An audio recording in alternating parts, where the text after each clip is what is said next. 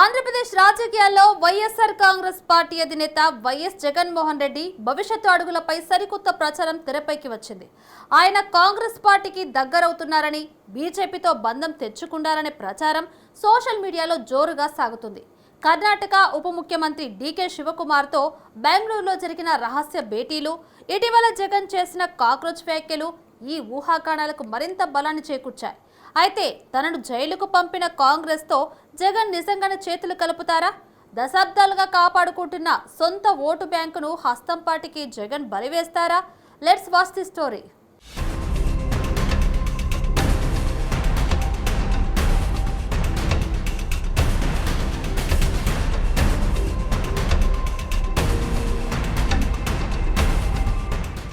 Social media వేదికగా YSR Congress party అధినేత YS Jaganmohan Reddy political movement పై పెద్ద ఎత్తున చర్చ నడుస్తోంది.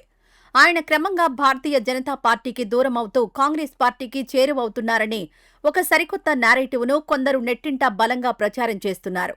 ఇటీవల తాడేపల్లిలో నిర్వహించిన మీడియా సమావేశంలో రాష్ట్రంలో తాము కాక్రోచ్ల మాదిరిగా ఎప్పుడూ బ్రతికే ఉంటామంటూ జగన్ చేసిన వ్యాఖ్యలు ఈ ప్రచారానికి ప్రధాన ట్రిగ్గర్ అయ్యాయి.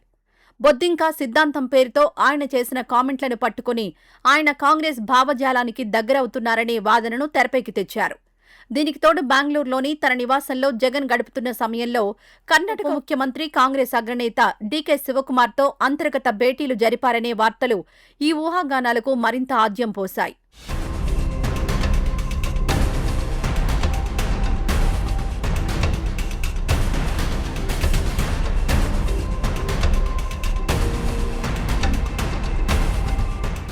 కర్ణాటకలో డీకే శివకుమార్ ట్రబుల్ షూటర్గా ఎదగడం, ఆయనతో జగన్కున్న వ్యక్తిగత సాన్నిహిత్యం ఈ రాజకీయ ప్రచారానికి కేంద్ర బిందువుగా మారింది.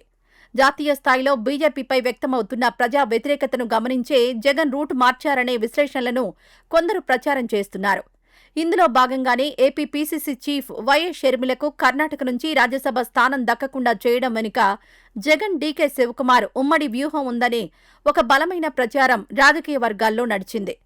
షర్మిలకు చెక్ పెట్టడానికే డీకే ద్వారా జగన్ పావులు కదిపారని, తద్వారా కాంగ్రెస్ హైకమాండ్కు జగన్ పరోక్షంగా సహకరిస్తున్నారనే వాదనలను తెరపైకి తెచ్చారు. ఏపీలో విపక్షంగా ఉన్న వైసీపీపై జరుగుతున్న రాజకీయ దాడులను ఎదుర్కోవడానికి జాతీయ స్థాయిలో కాంగ్రెస్ గొడుగు కిందకు వెళ్లడమే సురక్షితమని జగన్ భావిస్తున్నట్లుగా సోషల్ మీడియా హ్యాండిల్స్ కథనాలు అల్లుతున్నాయి. అయితే ఈ ప్రచారంలో క్షేత్రస్థాయి వాస్తవాలను, జగన్ రాజకీయ చరిత్రను నిశితంగా పరిశీలిస్తే ఇదంతా కేవలం ఒక పొలిటికల్ ఫిక్షన్ అని స్పష్టమవుతోంది.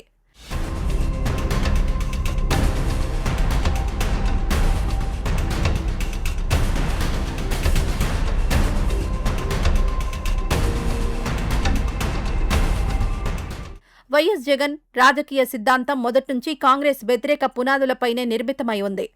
వైఎస్సార్ కాంగ్రెస్ పార్టీ ఆవిర్భావమే కాంగ్రెస్ హైకమాండ్ నిరంకుశ వైఖరిపై ధిక్కార స్వరంగా మొదలైంది.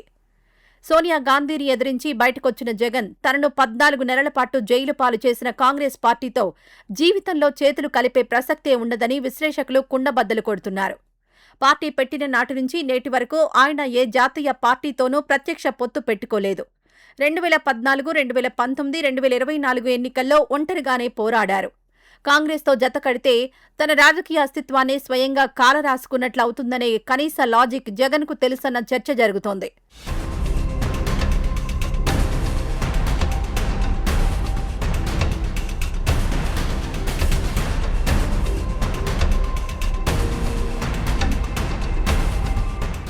ఆంధ్రప్రదేశ్ రాజకీయాల్లో వైఎస్సార్ కాంగ్రెస్ పార్టీకున్న పటిష్టమైన ఓటు బ్యాంకు వెనుక అతిపెద్ద చారిత్రక కారణం ఉంది. ఉమ్మడి రాష్ట్రాన్ని అడ్డగోలుగా విభజించిన కాంగ్రెస్ పార్టీని ఏపీ ప్రజలు శాశ్వతంగా పక్కన పెట్టేశారు. ఆ సమయంలో కాంగ్రెస్కు దూరమైన సంప్రదాయ ఓటు బ్యాంకు మొత్తాన్ని జగన్ స్వయం కృషితో వైసీపీ వైపు మళ్లించుకున్నారు. ఇప్పుడు మళ్లీ అదే కాంగ్రెస్ పార్టీతో జగన్ చేతులు కలుపుతారని భావించడం రాజకీయ అవగాహన రాహిత్యమే అవుతుంది. ఒకవేళ జగన్ ఆ సాహసం చేస్తే 2 దశాబ్దాలుగా తాను కష్టపడి నిర్మించుకున్న ఓటు బ్యాంకును తిరిగి కాంగ్రెస్కు ప్లేట్లో పెట్టి ఇచ్చినట్లవుతుంది. అంతేకాకుండా జగన్ ఎప్పుడూ కేవలం ఏపీ ప్రయోజనాలకే పరిమితం అవుతారు తప్ప తెలంగాణ రాజకీయాల వైపుగాని, జాతీయ స్థాయి కూటముల వైపుగాని దృష్టి సారించరు. రాష్ట్ర విభజనకు కారణమైన కాంగ్రెస్ను కౌగిలించుకొని ఏపీలో రాజకీయంగా ఆత్మహత్య చేసుకునేంత సాహసం జగన్ చేయరన్న విశ్లేషణలు జరుగుతున్నాయి.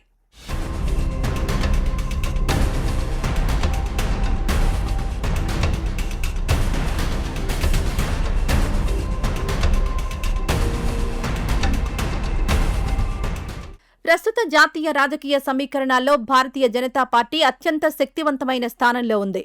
కేంద్రంలో అధికారంలో ఉన్న ఎన్డీఏ సర్కార్ను కాదని బలహీనంగా ఉన్న కాంగ్రెస్ వైపు వెళ్లేంత రాంగ్ స్టెప్ జగన్ వెయ్యరన్నది 100% వాస్తవం. మొదట్నుంచి వైఎస్ జగన్ భారతీయ జనతా పార్టీకి అప్రకటిత మిత్రుడుగానే మెలుగుతున్నారు. పార్లమెంట్లో కీలక బిల్లుల సమయంలో బీజేపీకి వైసీపీ బేషరతు మద్దతిచ్చిన చరిత్ర ఉంది. కేంద్రంలోని పెద్దలతో సత్సంబంధాలు నెరపడమే జగన్ ముందున్న సురక్షితమైన రాజకీయ మార్గం. భవిష్యత్తులో వచ్చే సార్వత్రిక ఎన్నికల్లో సైతం వైఎస్సార్ కాంగ్రెస్ పార్టీ మునుపటిలాగే ఒంటరిగానే బరిలోకి దిగుతుంది. ఒకవేళ ఎన్నికల ఫలితాల అనంతరం జాతీయ స్థాయిలో ఏదైనా పొత్తు అనివార్యమైన పరిస్థితి వస్తే జగన్ ఖచ్చితంగా కమరనాథులతోనే చేతులు కలుపుతారు.